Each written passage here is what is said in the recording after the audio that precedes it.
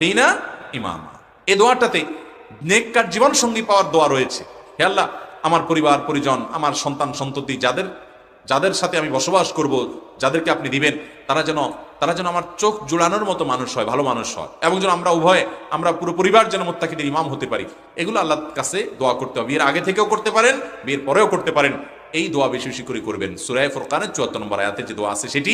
এছাড়া আল্লাহর কাছে সাধারণভাবে দোয়া কবুলের সময়গুলোতে দোয়া করতে থাকবেন, যাতে নেককার জীবনসঙ্গী সঙ্গিনী পান। তৃতীয়ত যে আমলের কথা বলবো তা হলো ভালো মানুষের সঙ্গ সান্নিধ্যে থাকবেন। ভালো পরিবেশে নেককারদের সান্নিধ্যে থাকলে নেককার মানুষের খোঁজ খবর পাওয়া সহজ হবে। থাকবেন দুনিয়ার সব খারাপ মানুষদের সাথে, আশা করবেন একটা ভালো মানুষ চট করে আপনার জীবনে মানে হয়ে যাবে।